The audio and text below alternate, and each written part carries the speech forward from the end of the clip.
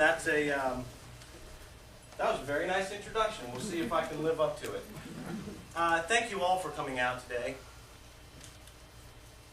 I feel that if Martha Washington had not met and married George Washington, we would be having a different conversation in a different room. I might be speaking in a different language, certainly with a different accent. We might be in a different country under a different flag. Without Martha, George Washington would not have been able to do what he did to start a revolution and start this country. I'm not taking anything away from George Washington before I get run out of here on a rail and people start looking at their dollar bills and their quarters and Mount Rushmore. He's number one up there.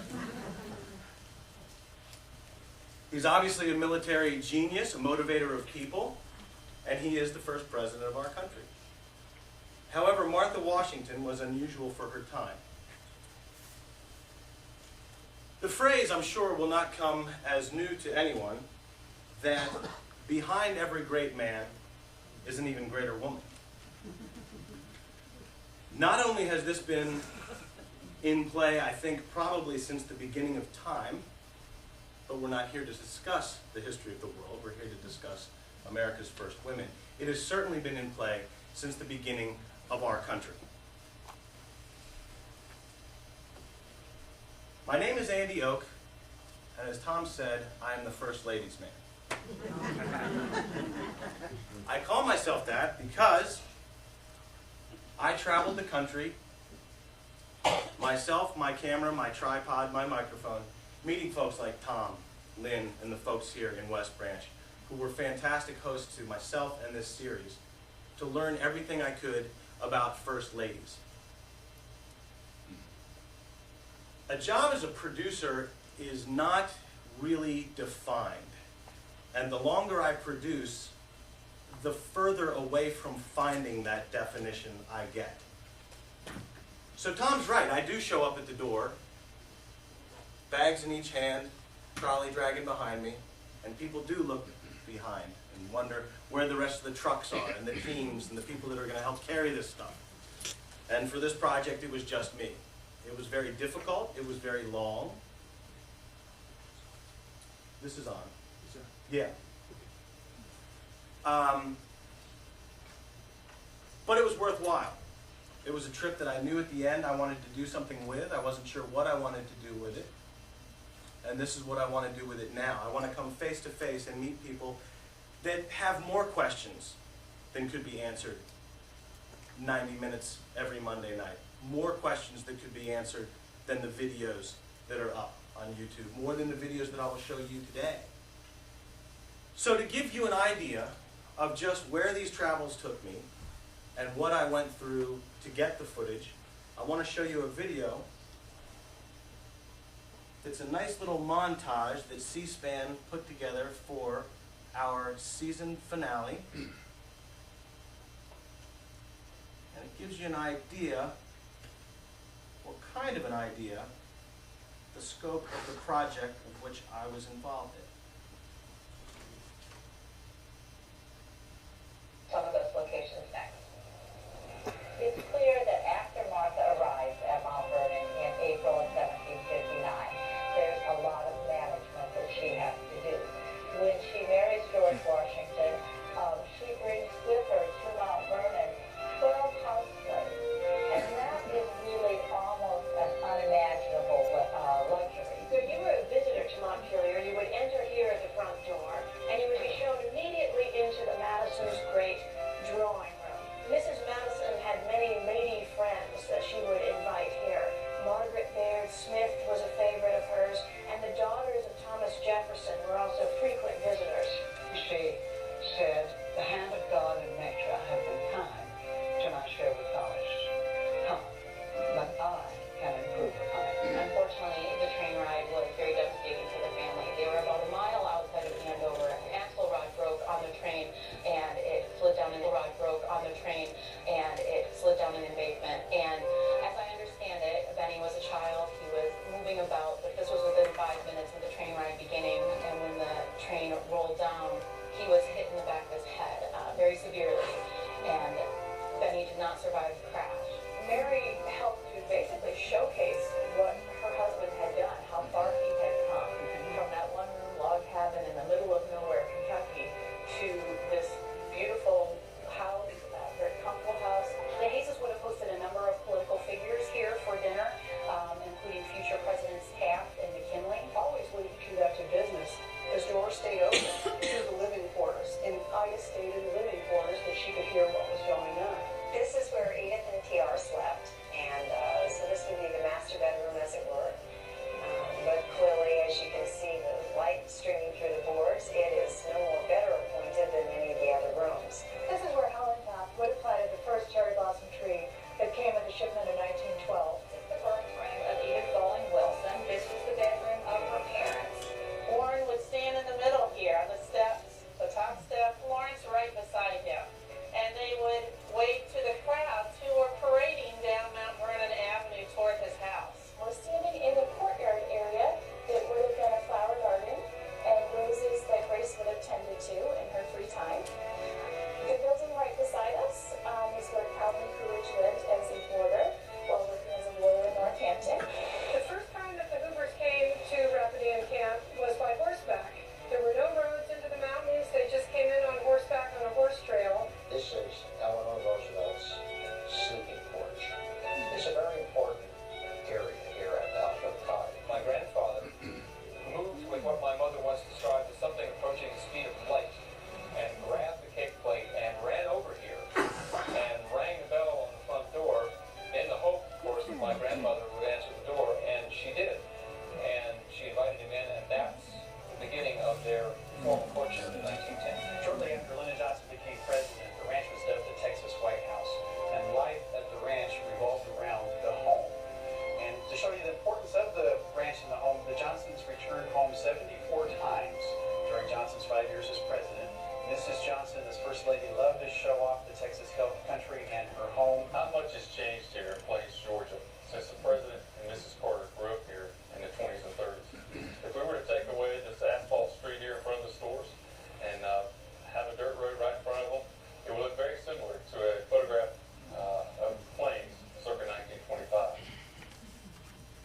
To look back at So there it some of is. the many dozens of That's a small sampling of some of the places that I went in the last year and a half of my life.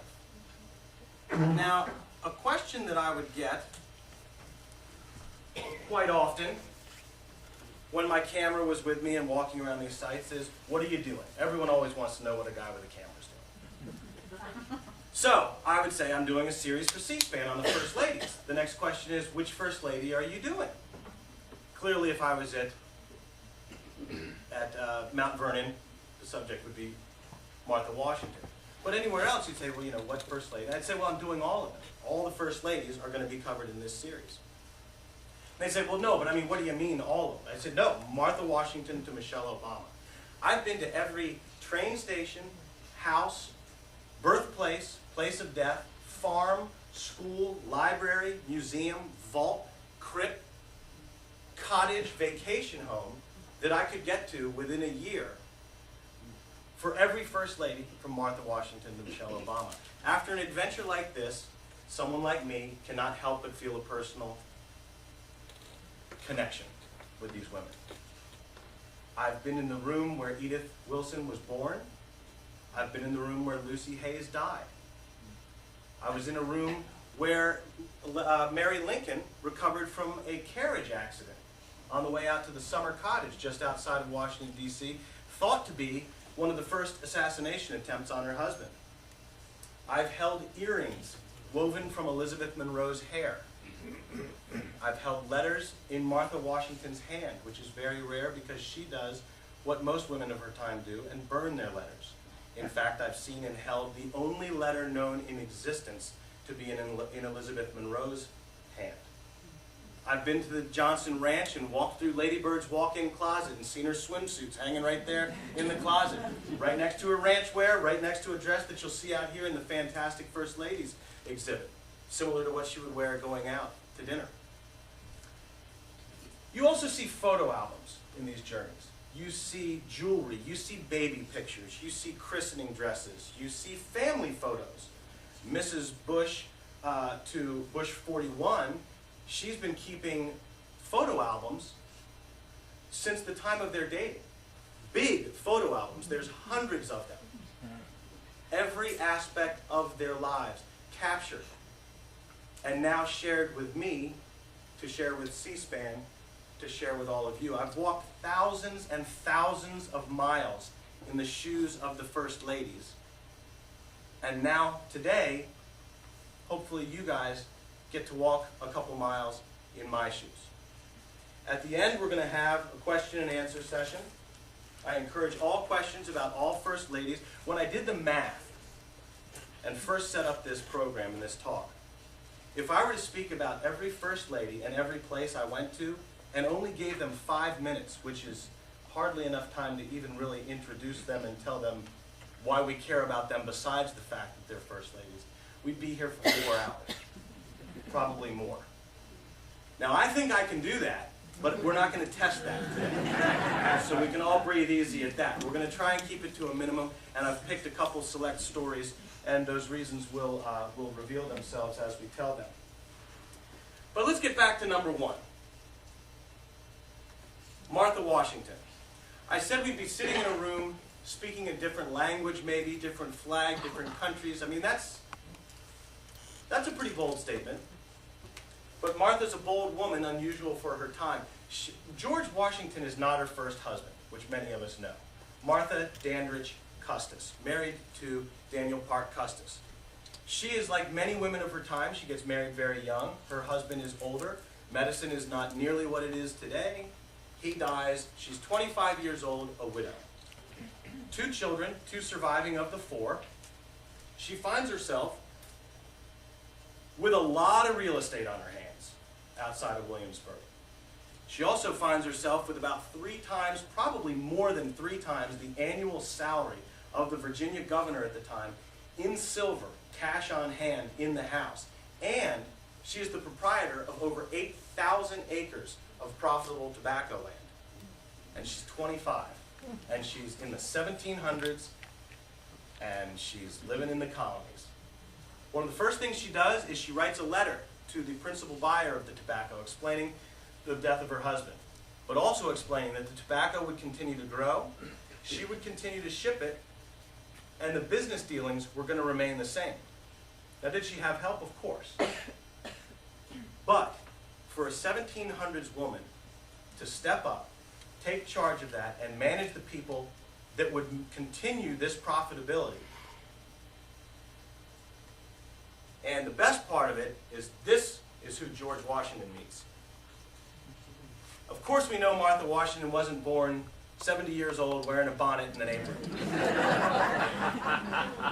But, as my friend Patricia Brady, and biographer of Martha Washington, shows us here in what is done from digital imaging, age software, the technology that we have now, this is who George Washington saw. She's young, she's attractive, she's uber wealthy for the time. She has everything, but she doesn't have a father for her children. George is nice to her kids, and I'm not saying gold digger nice, because clearly from the travels that they do and the relationship they have later on in life, I do believe it's a love match. I don't think that there's any debate in that. She traveled at great risk to nearly every winter encampment during the Revolutionary War. He has said that he couldn't think straight without her by his side. But he would not be able to hop on his horse, run off and start a new country if things weren't taken care of at home. If he did not have a solid family, he would have to be doing that. And many men were, because they did not have women like Martha Washington. These are the women I wanted to know. These are the women I wanted to get to know before they were First Ladies. The series is called First Ladies. Great, I get that. This is why we care about them. By being a First Lady, you're unusual for your time.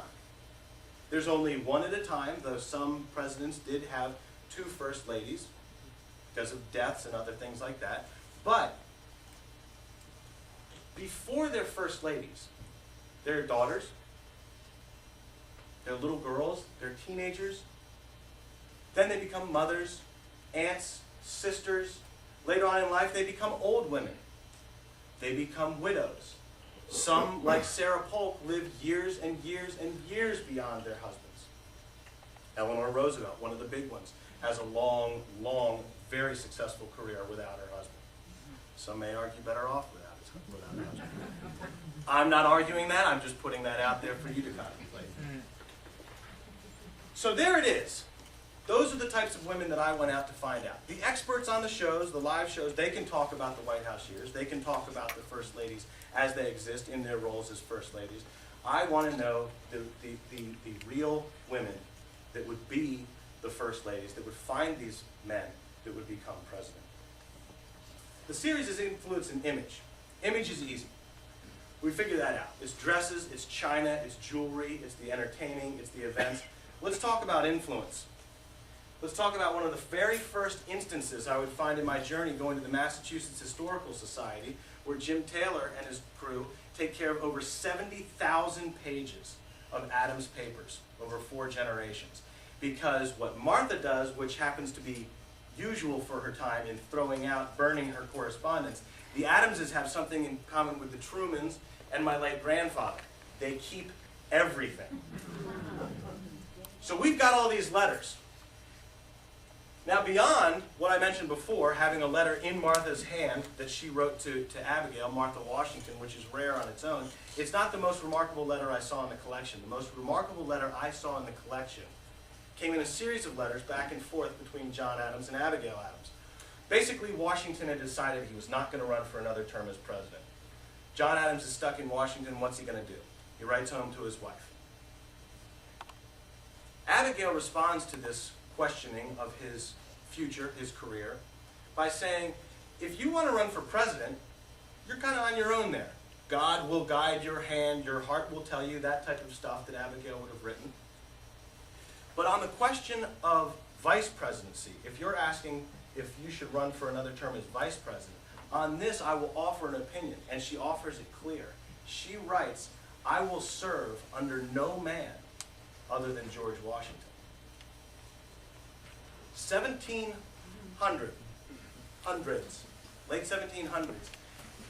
This woman is telling her husband, come home, president, or just come home. I don't think that there's a more definitive, a more straightforward, a more black and white, an earlier example of a first lady's influence on her husband's career than Abigail Adams. Now, I mentioned before that we'd have to go through a lot of different ladies to get to there's over 40 ladies. Some women, I went to multiple places, so there's not time. So this is one of my favorite stories, one of the more surprising things I found. The research that was done for this, I started with C-SPAN in October of 2012. They handed me a very large red book, about the size of a telephone book. I saw that it's for sale here in the gift shop. It's not my book. I'm not telling you to buy it. I'm not telling you not to buy it. That's the book that was given to me. They said, start reading because you're leaving in a month. So I started reading in October. I was on the road in November, and I didn't stop traveling until December of 2013.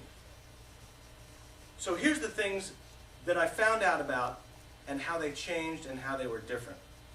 One of my favorite first ladies is Jane Pierce. Jane Pierce, you will read, and people will tell you, historians, experts, that Jane Pierce is a tragic first lady. Cloaked in doom, cloaked in death, literally draped the White House in black. Jane Pierce didn't like politics. In fact, Jane Pierce despised politics, had her husband come home after his congressional term to do lawyering around Concord, New Hampshire, where I visited.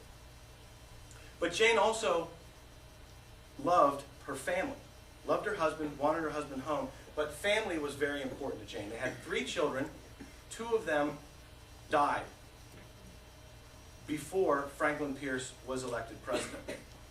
The first, a daughter, died in the 2 to 3 year range, which was very typical of that era. If you made it out of the woods past like 5, 6, 7, 8, then you looked like you were probably pretty good and things were stable and things were going. That's where the older son died when they thought he was out of the woods, got tuberculosis late in life, and that's it. So Jane's left with Benny, pictured here. And this is an actual photograph that was taken in the house. And the funny thing is, photographs took so long to take, you can see right here, kind of ghostly fades. It's because the kid couldn't stand still while the picture was taken. So I think that's interesting, but you can see the way she's looking at it. She's the last of what is very important. She would want, obviously, all three. She doesn't want to be a politician's wife. She doesn't want her husband to be president. Guess what? Franklin Pierce gets elected president. They are traveling from Boston, where they were attending a funeral for an uncle, to go to Andover, Massachusetts, and pick up Benny, who was staying with Jane's sister, something that he did very frequently, to stay there and play with his cousins. They're leaving town. An axle on the train breaks. The car, only carrying the Pierces, is the only car that falls off the tracks, goes down 20 feet in an embankment, 5 miles from the sister's house, and sadly, Benny is the only one on the train killed, practically decapitated in front of his mother. They were on their way back to Concord to pack up the Concord house to move into the White House, where she didn't want to go. Now, when she gets there, clearly she's not in a very festive mood for inaugurations and balls and celebrations and things like that. Washington doesn't treat her very well. They think she's a recluse. They think she's a kook. They think she is into the black arts, maybe, and seances and fortune-telling and other things like that. A rumor starts around Washington, D.C. that Jane Pierce is holed up in the White House writing letters, plural, to her undead children, plural. So I read this in a lot of books. I went to Andover. I saw the house, privately owned now, but went into the living room, which is where Benny and later in life Jane would have their funerals in that house. Walked out on the train tracks where the car went down and retraced the steps from where Franklin Pierce had to carry his son back to his wife's sister's house after the accident. I wanted to know more about the letter. The letters. Turns out there's one letter. She wrote one letter, and she wasn't even in Washington when she did it. She wrote it from Concord, and she wrote it as more of a journal entry. It's written in pencil, which means, I'm told, never meant to be sent, because they would write their drafts in pencil. The formal letters that would go out would be in pen. So this isn't a letter for the public. This isn't a letter for some psychic to send off to the afterworld. And it's not for her children. It's one letter after her son is killed before her eyes that starts out, "To my dearest son, though your eyes will never see this." She goes through the letter to explain her failings as a mother, pours out this guilt, gut-wrenching letter, signs it, folds it, keeps it. Now, how this got out, maybe she told a friend. But think about what she went through, and then think about what we don't have, what we have now that we didn't have then. Counseling, medication, any kind of therapy, any kind of group talking about any kind of grief relief. She's stuck in the White House where she doesn't want to be, grieving this happened. If I didn't mention, this happened months before going to Washington. I mean, this wasn't like a years before kind of thing. This was all the events that led to him going to the White House. So I think that alone makes Jane Pierce very unusual for her time. And what she was misunderstood in Washington also makes it a very unusual woman for her time. But when you see that letter, you see the words from the mother, you walk the train tracks, you go into the house, and you see, how can you not feel connected to this woman and in many ways just feel sorry for her in a number of ways. A happier story. I'm missing one. There we go. Unless I'm out of order. A happier story here with Grace Coolidge. Yes, the 29th President of the United States, Calvin Coolidge. We saw a little bit of this in the video. This was a story that I read about that I thought was going to be complete garbage when I got out there. Because history, there's a lot of romanticizing that goes on. A lot of people, we weren't there. We don't know in many cases, and we read things, we misinterpret them over the years. So I read in the book that Grace Goodhue sees the stunning Calvin Coolidge in his t-shirt shaving in a window and falls in love with him instantly. And vice versa, Calvin looks down from his shaving mirror and sees this lovely woman tending to a flower garden and falls instantly and madly in love. I think, yeah, right. Calvin Coolidge is born in a valley in Vermont, Plymouth Notch. Tiny, small town. I encourage you to get there. I encourage you to get to all these places. If you've got a year that you're doing nothing with your time and you want to get out and travel around the country for a little while, or if someone's going to pay you to do it like they did me, which was fantastic, a wonderful opportunity. But I encourage you to get to some of these places because your GPS doesn't even work out here in modern times. You get out there and you just got to sniff your way to the Coolidge Museum because signs are not going to point the way and the GPS is not going to help you. So this farm boy comes from out in the mountains, out in the village, and Grace Coolidge, very sophisticated woman of Burlington, a city girl, cosmopolitan. They end up in Northampton, Massachusetts, which I hadn't even heard of until I started this series. Many people have heard about it. I was busy doing economic evaluation with Ben Wattenberg, and you can't know everything all the time. So these are a lot of new places to me. But Northampton, Massachusetts is where they end up. Grace Coolidge is teaching through a family connection at the Clark School for the Deaf. Calvin Coolidge has bounced around from boarding house to boarding house, working as a young lawyer, legal clerk for another family friend or relative there in town.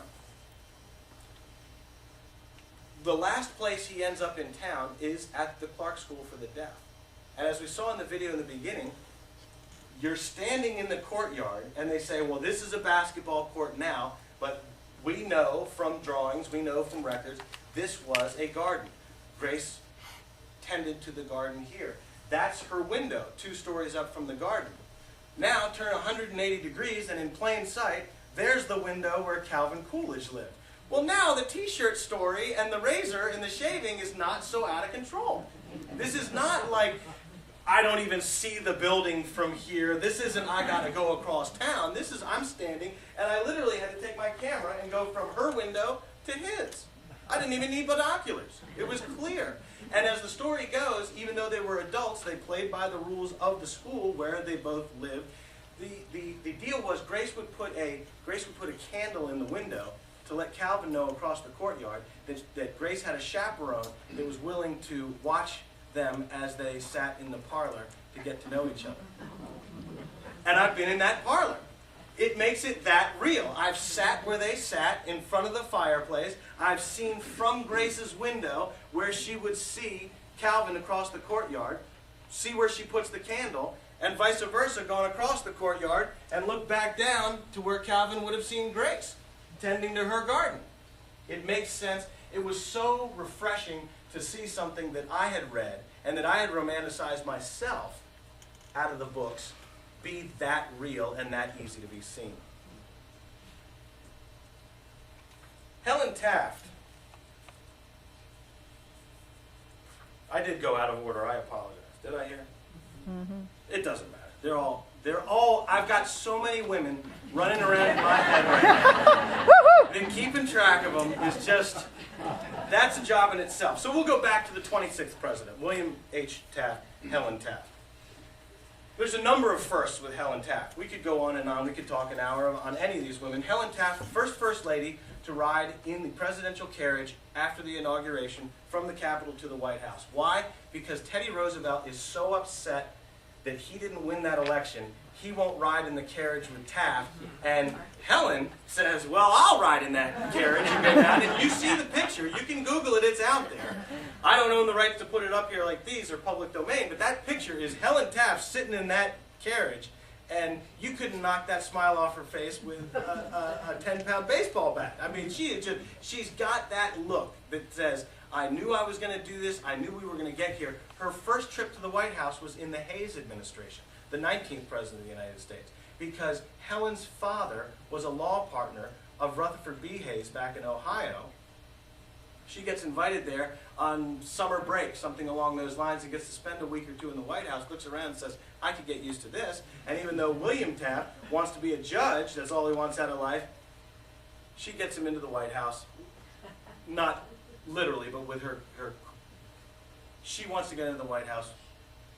He wants to get into the White House. They end up getting into the White House. But it came from Helen, and some will argue, I don't know how far I would argue that William didn't want anything to do with the presidency, but it was all for Helen, but I don't think it goes that far.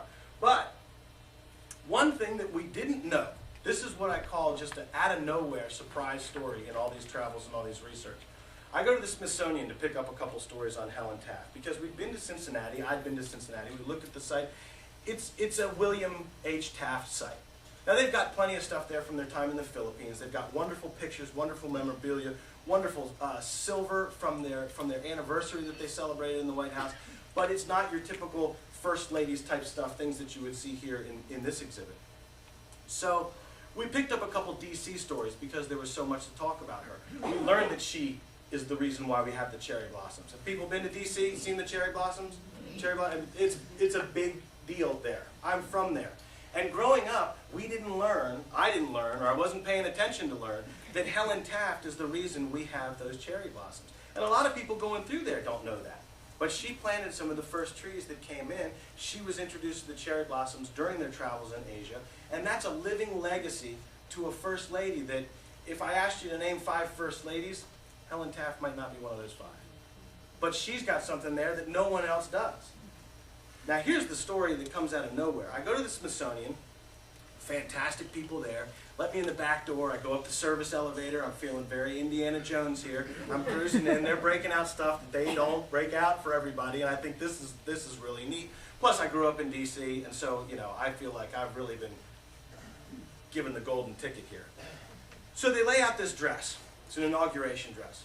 How many people think of inauguration dresses when they think of First Ladies type of deal? A lot of the... So I don't find this unusual. Here's what's unusual. The reason the Smithsonian has her dress is because 2 socialites that were at a lunch with then active First Lady Helen Taft said, we're setting up a First Ladies exhibit. You as the current First Lady should donate something to that exhibit. What would you like to give us? They didn't say, we want your engagement ring, we want your this, we want your that. She said, what can we have of yours to put in this display?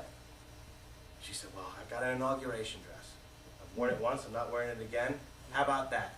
So these 2 women set up the very first Ladies exhibit with her inauguration dress, which is still there today. There would, who knows? Who knows what we would think of for First Ladies with artifacts if Helen had given them a soup ladle or any other item. But now, one of the most iconic symbols of a First Lady, as we know them now, as we historically document them, as continues year after year after year, is because of Helen Taft. Helen Taft also the first Lady to be buried in Arlington National Cemetery. Why I find that so amazing, I don't know, because we know where the Hoovers are, we know where the Washingtons are, we know where most of these folks are. But for some reason, I would think there would be more of them in Arlington. Or there would have been someone before Helen. But it's Helen. She's the first. She's the first of only 2 today. Does anyone know the second? Jackie? Yeah, Jackie Kennedy. I still would have thought there'd be more. I thought there'd be more than 2. I'm not surprised Jackie's there. And I guess I'm not really surprised Helen is there, because, and William, obviously their husbands are with them. But for someone who loved Washington, who loved the White House, who has these permanent reminders, though not popular reminders. And we just finished the cherry blossom celebration. It was beautiful, came a little bit early, and then the cold knocked it out, so it kind of came and went quickly this year. But I told so many people that this year, like, well, you know you've got Helen Taft to thank for all this. What do you mean? What? No one knew. No one knew. There wasn't one person that I told that said, oh yeah, I knew that. It's not a cherry tree story. It's not an Honest Abe story. It's not an Eleanor Roosevelt. It's not a Nancy Reagan, a Martha Washington, a Mary Lincoln. You know, it's Helen Taft. But but that's who it is, and we need to keep those type of people in mind. I want to move on to the First Lady. We're chugging along here, who we all know and love here in West Branch. Let's give it up for Lou Henry Hoover, everybody. Yay! A wonderful, wonderful, wonderful example of a horribly underrated First Lady. I think the Hoover administration in general, I'm try and keep politics out of this because it's about the ladies, it's not about their husbands, it's not about politics, but I think if more people had known what the Hoovers were up to throughout their entire life, or there was more of a PR machine, or if they had the internet, or whatever made it so that their time and place was where it was, to not be forgotten, but to not be credited with what they did. Now, I started my adventures here in West Branch. The collections here are fantastic. I'm a guy that collects stuff, so when I see collections like weapons, the pewter collection, the blue and white porcelains, the travels. My grandfather was a geologist, not the one that kept everything that I mentioned earlier, but on the other side, he was a geologist for the State Department, traveled a lot. I think I got my travel bug from him. And it's that whole, again, Indiana Jones. It's you're going out, you're going into uncharted territory. Teddy Roosevelt did a lot of it. Edith didn't. Herbert Hoover did a lot of it, and Lou went right with him. We all know that she went riding her bicycle down the street in China with a gun on her side, getting shot at during the Boxer Rebellion. Maybe we all don't know that. See some surprised faces. But she did. We know that she went out into the wilderness with her father and camped. There's wonderful records here of handwritten notes. Quite an artist. Flowers and the designs and the animals that she would see. There's a picture of her on the mule or the donkey with the gun at her side, looking just like Annie Oakley. And I know First Lady's history, not necessarily Annie Oakley history. I don't know who came first, but, you know, there she is looking like this wilderness frontier, serious woman. Her travels, her thirst for knowledge was endless. That makes her a very, very unusual woman for her time. The next place I went to was Stanford. I want to show you a quick video about Palo Alto and the house that she designed there.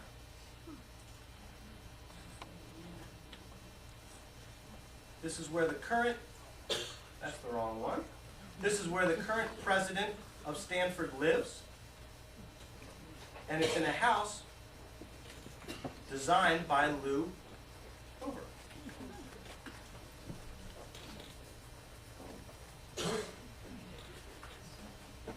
It's thinking. There it is. That's the house.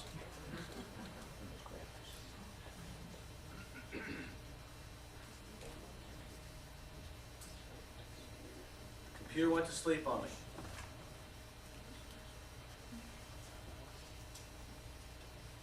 Well, let's see if it fires back up. Suffice to say, it's a nice house. It's a big house. Did everyone here know, or most of the people know, that Herbert and Lou meet at Stanford University? They met in geology class. This is another strange chance meeting, star-crossed lovers kind of thing, very random. Like the Coolidges. They're both born here. They both meet in geology class at Stanford. Grace Coolidge is the first lady, the first female to graduate from Stanford, and possibly in the entire United States, but the records on that are a little uncertain, with a geology degree. The field outfit that she works, that they've showed me in Stanford, is like, all I can reckon it to is like a lady's version of a Civil War uniform. You can see the thickness of the wool. It's a full, long, pleated dress with high collar and stuff, and that's what she had to go out in the California sun to hammer her rocks and things. So it's clearly a match made in heaven. The geologists, where they would go, how they would track their lives and go around the world. But not only does Lou like the area, like the college, become a geology major, she designs this fantastic house.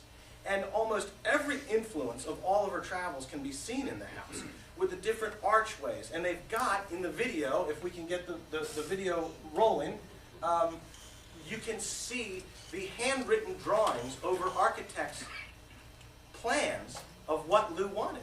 And she would say, I want a terrace here, I want an archway here, I want a stairway going up here. In fact, it's at the Hoover House in Palo Alto, California, where Herbert Hoover accepts the nomination for Republican candidate for president. And there's a picture, and John Philip Sousa somehow marches a band up the hill to play in the driveway of Lou and Herbert Hoover, and they're standing out on the balcony over the driveway as the band plays and he accepts.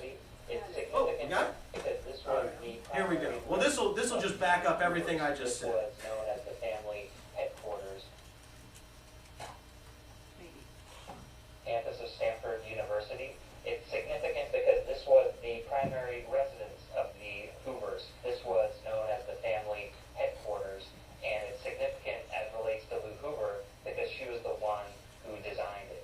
She worked with several architects to come up with the plans, and they gave her advice, but she was the driving force behind the design of the house. And it was something that really impressed the architects who helped her with the formal blueprints and plans, is that she had such a strong grasp of design and how she wanted the house to look, even though that she was not an architect. That was not her professional training. She was a geologist, but she had a very good sense of space and design, how she wanted the house to look. So it was something that she was intimately involved in. We're lucky to have a lot of the original drawings and documents, correspondence relating to the design and construction of the Lou Henry Hoover House back at the Hoover Institution Archive and the Stanford University Archives. We're looking at the documentation related to the building and design of the Lou Henry Hoover House. It is especially important because it shows how involved Lou Henry was in designing the house. So here are some of the earliest drawings that we have from the design of the house. Here we have some details about the cabinets that they were going to be installing. A little footstool here. And some design details that were likely sketched by Lou Henry herself. A lot of Lou Henry's influence surely came from her travels in the southwest of the United States, Pueblo architecture, also from her travels in North Africa when she traveled with Herbert Hoover. So there was definitely an influence of native cultures, non-American cultures, but also Native American cultures in influencing the architecture of the house. You can see here there was an initial design for arches above the doorway, and then that was changed. But there are definitely a lot of arches in the house as well. That's in the museum. What we have here Centerpiece. are some floor plans of the house. Show details of the rooms, the living room there, the terrace.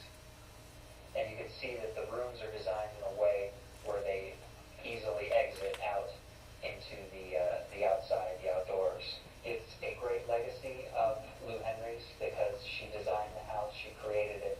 It was inspired by her ideas, and she had very close involvement in all aspects of the house's creation. Now, strangely enough, that's not the only house Lou Hoover designed that the Hoovers would occupy.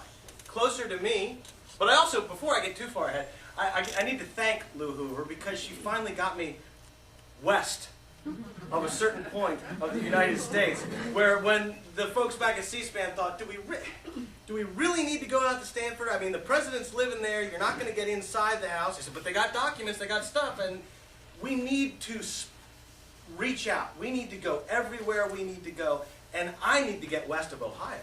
I spent so much time in Ohio. My wife's from Ohio. I love Ohio. Ohio's great, but man, I spent a lot of time in Ohio, Virginia, and New York. I wanted to get out and see some sunshine, and so thank you to Lou for getting me out there to see this house. It was just beautiful. You can see by the day, not a cloud in the sky, and Nick, the host out there, was just fantastic to take us around. Another beautiful spot just outside of Washington, the Hoovers found a place in the Shenandoah Valley, Rapidan Camp.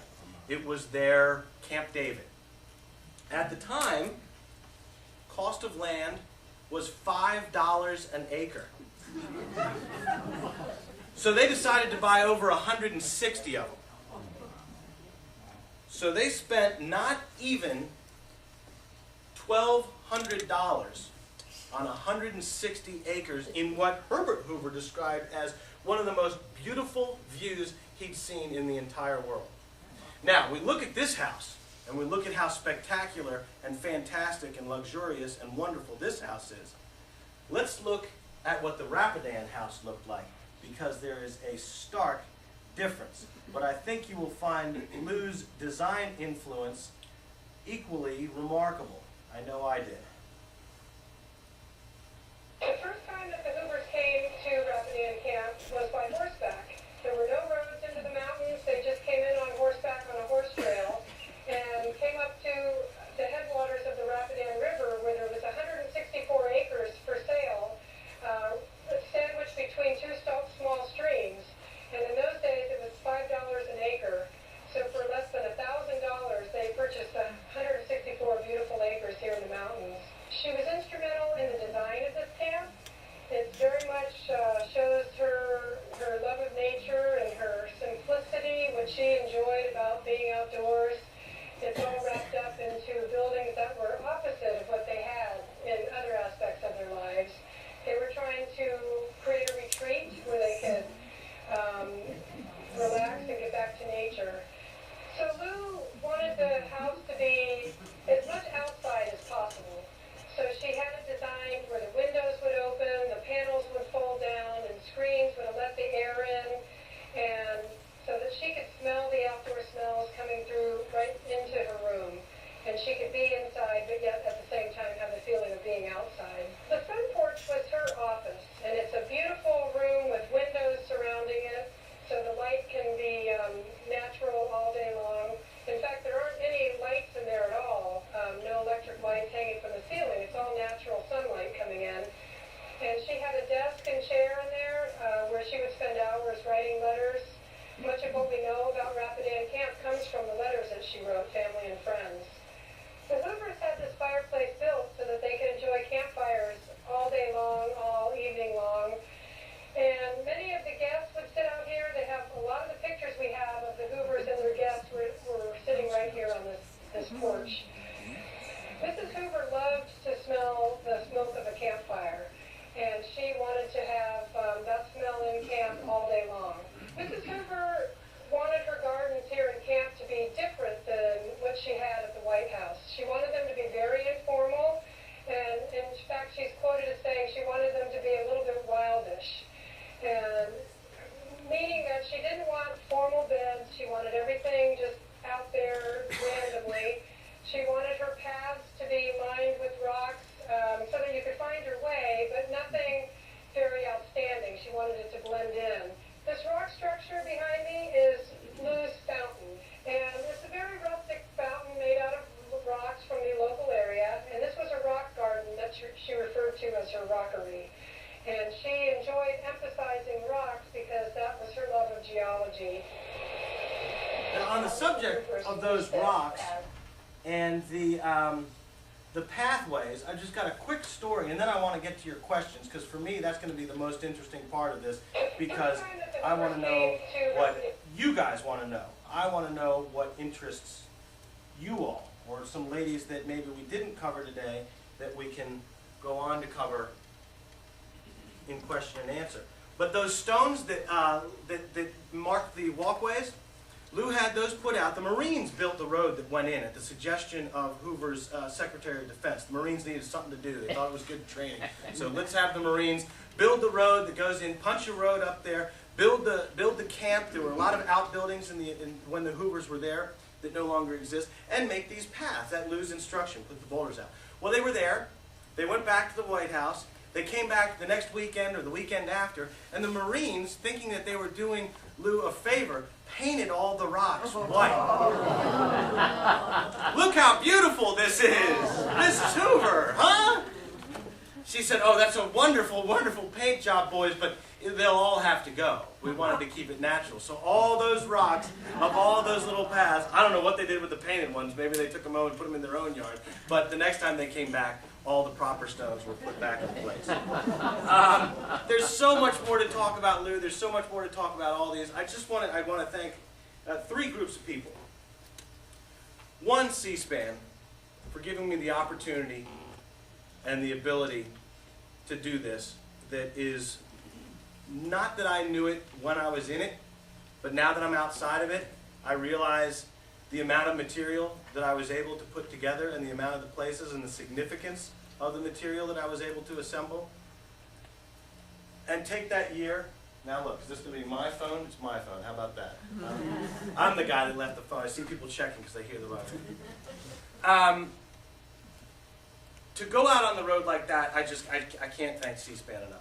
The second group of people is the folks like Tom Schwartz, Lynn, the people here at the Hoover Museum, and all of the directors, all of the curators, all of the historians, the volunteers, the park rangers, the folks that were in these videos, the folks that opened up the doors that just would not be open to other people, that opened them to me, so I can now open them to you.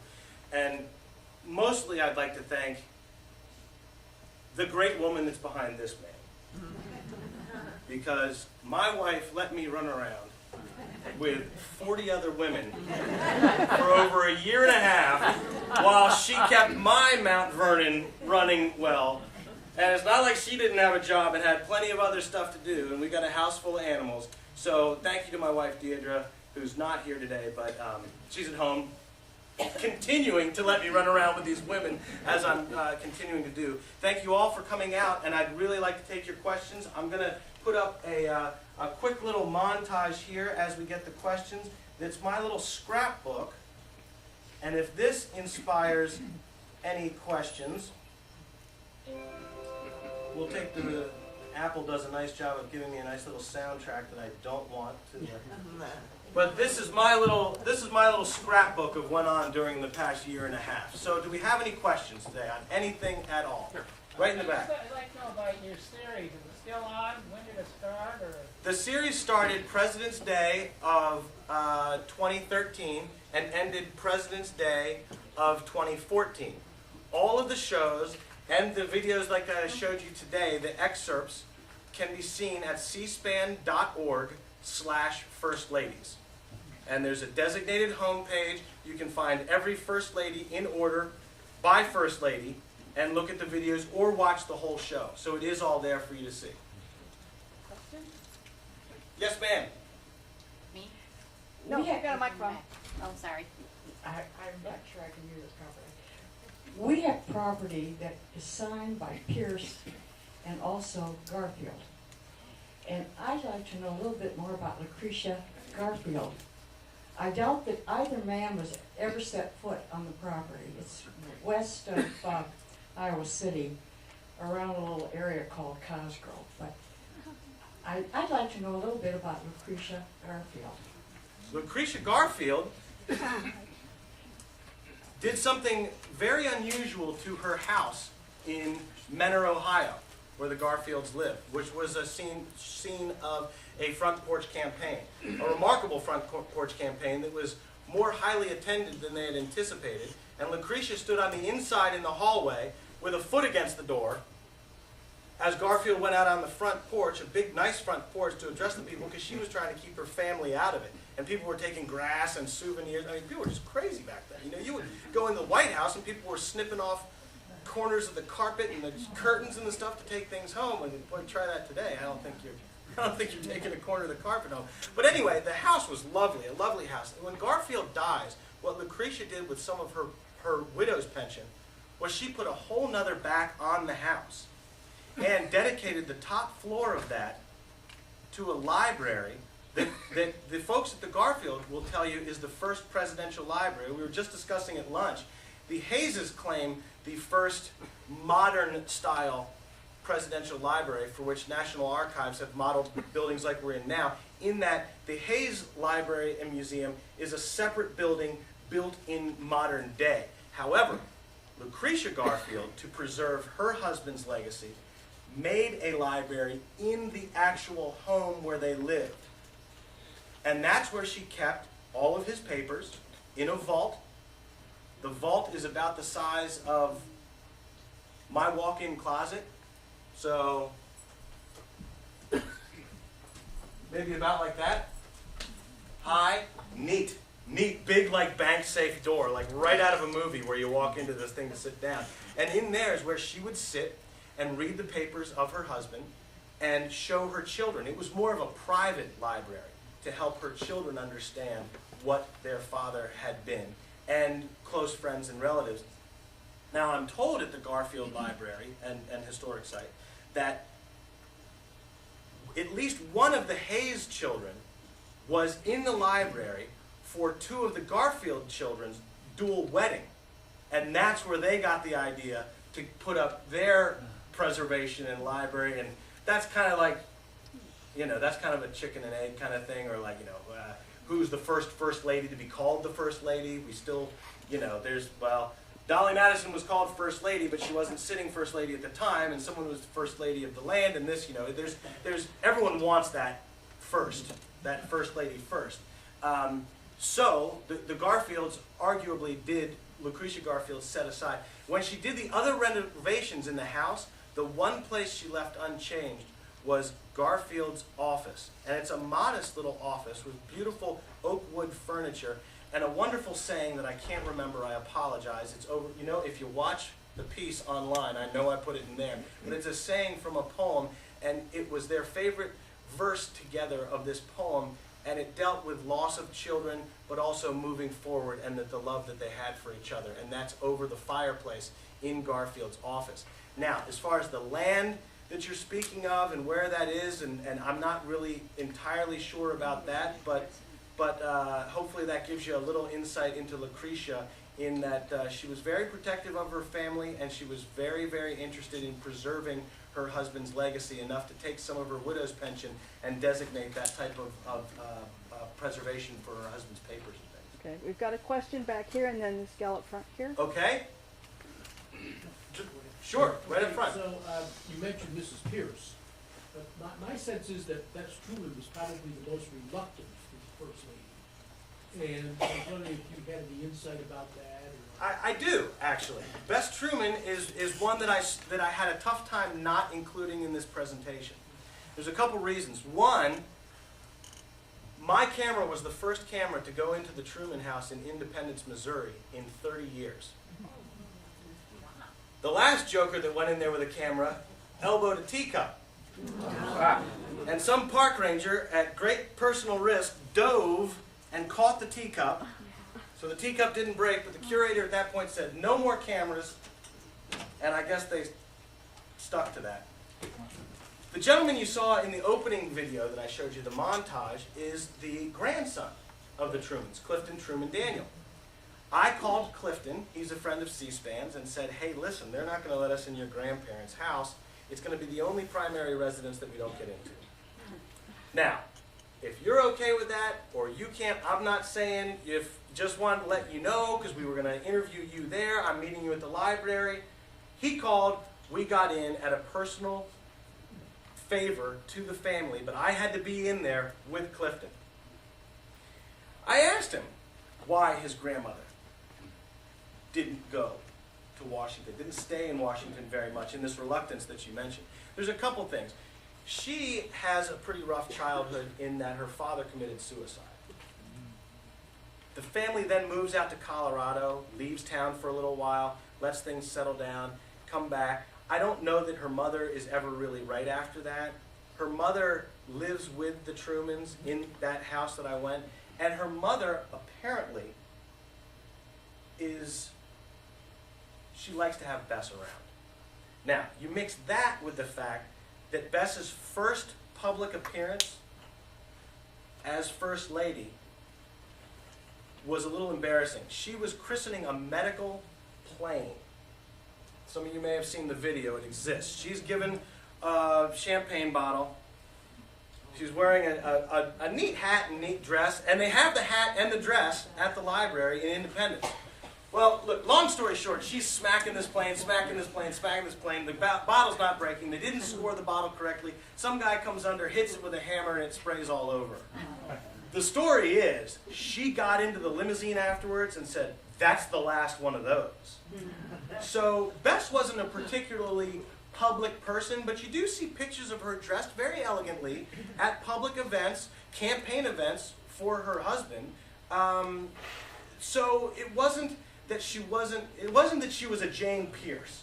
Like, I hate politics, I'm not going to Washington, nothing. It was like, well, I'm a little more, here's why I have a lot of respect for Bess Truman.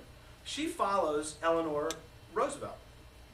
One of the first things Eleanor Roosevelt does is says, hey, Bess, this is where we do our ladies' press.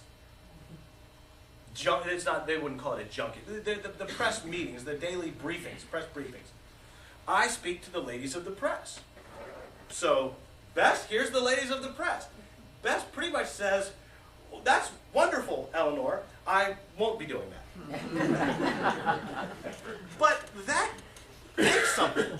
Bess Truman was the perfect example of a confidant to the president. We shouldn't be surprised that well, maybe we should be a little surprised about I'm surprised about the Abigail letter about saying, don't be vice president.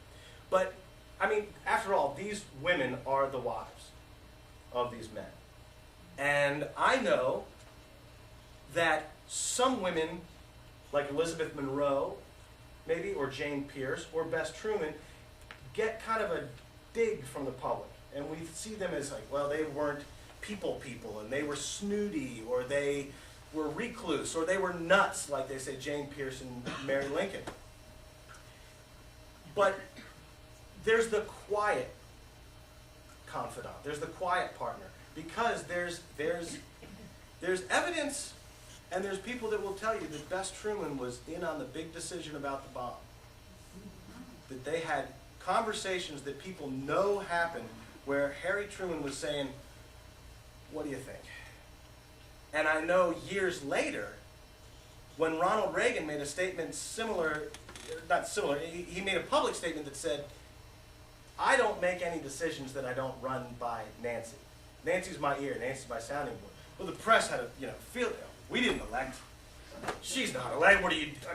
Geez, we got Russia, we got other things, and what's Nancy? She's an actress, but she's his wife. I mean, who's not going to say? So Bess Truman, though not spending a lot of time in Washington, was never very far removed from Harry. And I think that a lot of what was going on in Independence was a mixture of that champagne bottle incident and not really liking to be the center of attention, and the fact that her mother was at home and was very, very needy of her from the suicide of Bess's father. Who was the first lady who you would say set the stage for first lady initiatives? That's a good one. There's a lot of first ladies that are transitional, that do things that hadn't been done before. Then there's the first ladies that are quieter, more transformative than transitional. I always go back to Lucy Hayes, because Lucy Hayes, and here's why. When I went to York, Pennsylvania, when I went to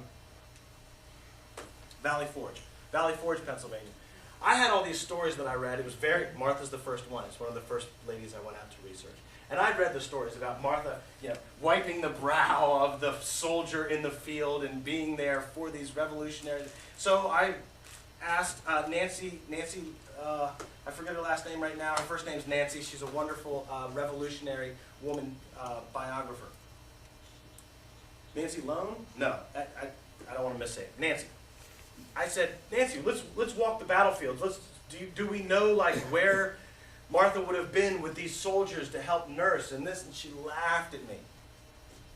Not meanly, but she laughed and she's like, so you believe those stories that you've read? She said, but she's the first lady of the man she was organizing dinners. She was looking over people to have supplies for the officers that would be dining with the president. She was commissioning paintings. She was having religious ceremonies, putting on plays during these winter encampments, and then worrying about what was going on back at Mount Vernon and their other interests.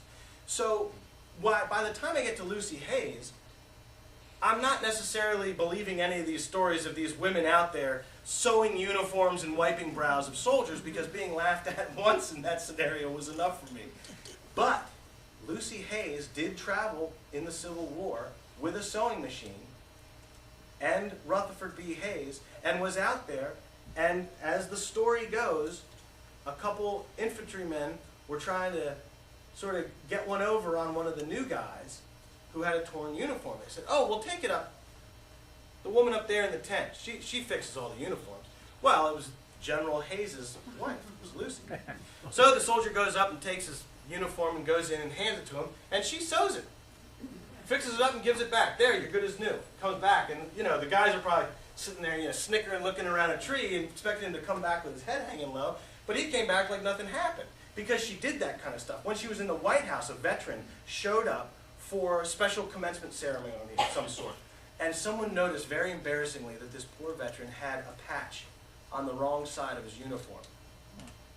So she got down on her hands and knees, took a sewing needle out of a sideboard, a cabinet or something, and fixed it for him right there.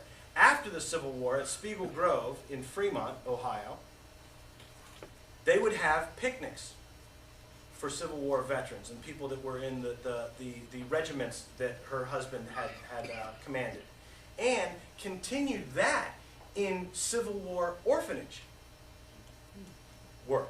So she did a lot of that type of stuff. Now, she's not the only one. Dolly Madison stuck around in Washington for so long. She gets in on this kind of activity.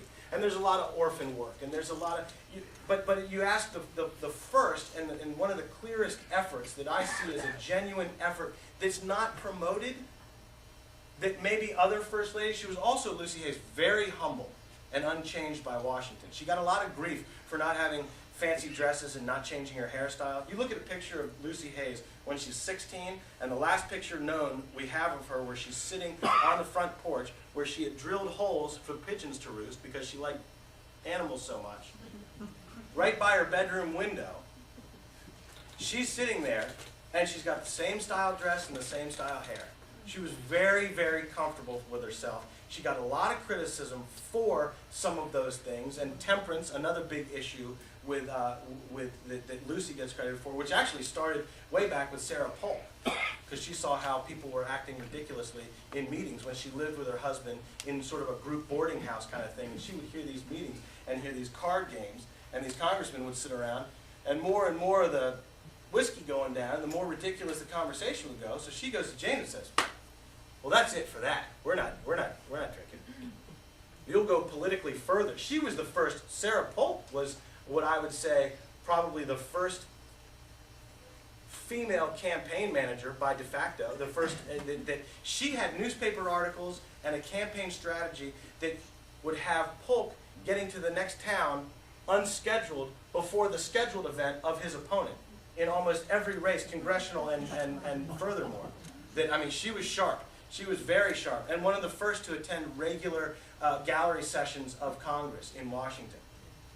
So there's another example of a pretty unusual first lady. Right here. Some of the stuff that she did. Okay. Someone in the Yeah. Okay. You've had this incredible grand, I don't think it is. I can hear you. Okay, good. You've had this incredible grand tour of all of these first ladies. Who would you dig deeper into, and why?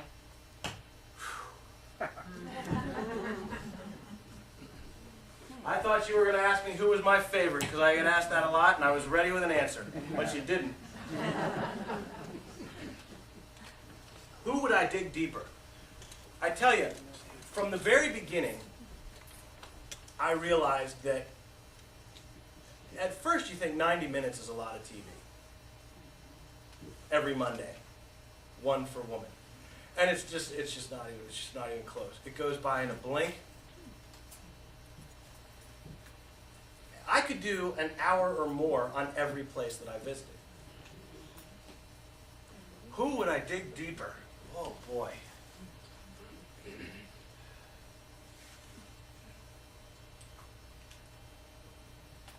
Gosh, you might have stumped me on that one. It's like the relationship I feel that I have with these women, which I hope doesn't sound creepy, because it sounds really creepy to me. I know that I'm not, my last name is not Roosevelt or Pierce or anything even close. I know when my family got here, and we were not involved with any of those folks. But I do feel like I've been at these family gatherings. Because the other thing is, I didn't have much time to prepare for this. I was running and gunning and learning. If I wasn't asleep dreaming about first ladies and where I was going, what I was doing, I was reading about them on the plane, on the train, on the bus. I went practically I don't think I went by boat, unfortunately. I think that's the one means of travel that I didn't.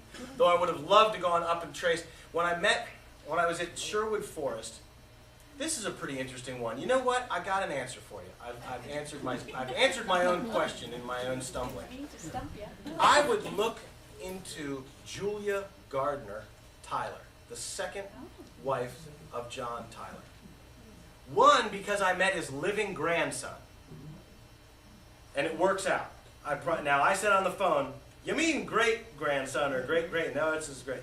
2 wives, 8 children with the first, 7 with the second, another marriage, and one of his sons is having kids well into his 70s.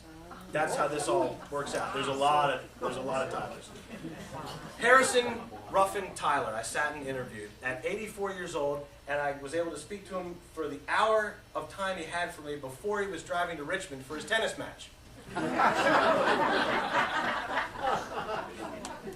Julia Gardner is so fascinatingly interesting to me because she comes from a wealthy family in the North, which is still, I think, one of, if not the largest family land grants in the United States, Gardner's Island, off of Long Island, New York.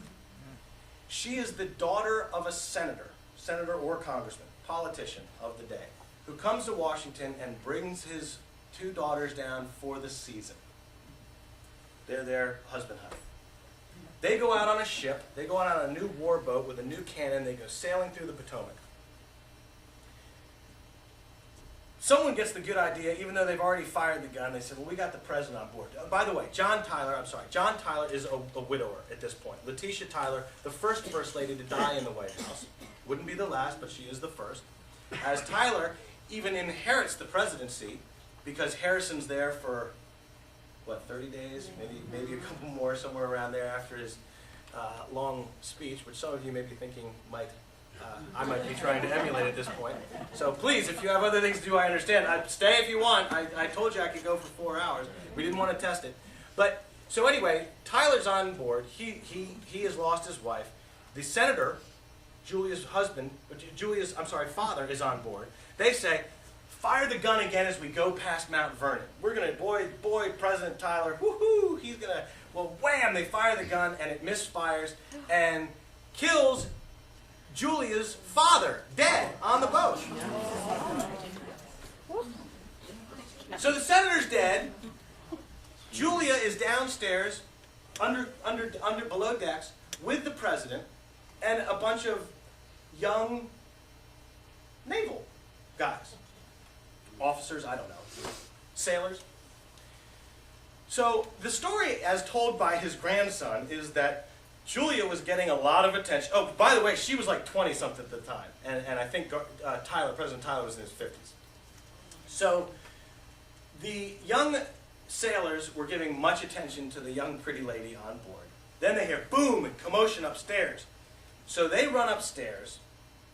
Julia hears, don't let Miss Gardner up here. Her father's been killed. She's going up the steps to see what's going on. The only person left downstairs is the president, and as his grandson says, and admits that he may have romanticized this over the years, but the young Miss Gardner faints into the able hands of the president, who catches her, and when she wakes up, sees him smiling at her and knows that he's the only man that could ever love her as he carries her off the ship. Maybe. Maybe something started before that. Maybe they knew each other. Who knows? But Julia, a young woman from the North, then adapts the thinking of her husband. He leaves office, leaves Washington, goes down, gets elected into the Confederate Congress. She picks the wrong side. And this causes a lot of problems with her family in the North, especially when the North wins. Now, in between this, Julia takes down the curtains of the house where her grandson still lives, Sherwood Forest in Charles City, Virginia. Walked through the pet cemetery. His wife, Painey Tyler, gave me a tour through on their golf cart. I've been through the pet cemetery, up the hill, down the hill, back in. Brought a little barbecued lunch to us as we were eating and rolling through with our camera and getting the footage. A wonderful day in Charles City. Cold, windy, but a lovely day. So Julia gathers, you know, the Union's coming, the Confederates are coming, the whole, you know, big mess. She grabs the curtains, grabs all her fine dresses, grabs the kids that aren't too young, that are too young to fend for themselves, gets a carriage, and heads off to Richmond. Sells all the curtains and the dresses for cotton. Then goes down to Wilmington, North Carolina, hires a boat, sails to Bermuda, sells the cotton for $10,000, waits for the Civil War to get over, and then sails from Bermuda to Staten Island. This is an amazing adventure for then maybe 30-year-old with children in the middle of the Civil War. She's not met, well, her family's, I'm sure, very happy that she's still alive, and she was in very, very close contact with her mother. In fact, the house there, Sherwood Forest, is a very long house that was built, is the style of the day because they wanted all the windows open to get the breezes through, and it wouldn't have much of the house to travel through if it was long. So they built them in a way that they could open the windows. So if you walk in the front door, from the front door to the back door, might be from about the second row to maybe behind this screen. It's just not a wide house, but it's very long, including a dance hall where they would have parties and wedding receptions for the daughters and stuff, and dance the Virginia Reel, and it was designed for that because I don't dance the Virginia Reel, but apparently something requires length, not width, in that dance. So they designed it, and that fell in with the house. But Julia writes a letter sitting in the back of the house towards the backyard, catching the nice breezes, to her mother, saying, "Oh, how I wish the president would keep his boots off the railing as he reads his morning papers." Now, I can stand there in that doorway, look and see the actual railing, and picture Tyler there with his boots, and Jonah sitting back, throwing the newspapers on the floor, and she was complaining about the trash. And you see the curtains. You can picture this woman gathering this stuff up, hopping in the carriage that goes out the same driveway that it is, and making the trek down to Williamsburg, to then come back however many years later with this money in her pocket that she got from the it's a remarkably resourceful woman, even if she did end up picking the wrong side and then taking those views up, which later was the cause of, I think, some physical altercations between her brother, and some of her children. It really, really got ugly, but she picked her battle and stuck with it, and long after her husband was gone, continued that, even though she'd gone back to even the wrong part of town to even be preaching that kind of stuff. But Julia Gardner is a remarkable story that I would do more research into, especially given the fact of the living relatives and things too, which is another fantastic aspect of this journey, that some of the folks that I got to meet like that. Yes, On sir? that dramatic note, I think we should formally conclude the program. Absolutely. If those who have questions can stay. I'm sure Andy will be happy to answer them. Not flying out to tomorrow. Got nowhere to be. Just two quick reminders. We have palm cards up at the admissions desk. They list our events, and for those of you who are interested in the movies for this year, those are listed on the palm card. And if you haven't joined the Hoover Presidential Foundation, pick up a membership. Your membership gives you free admission, not only to the museum, but to all of our events. So, let's thank Andy.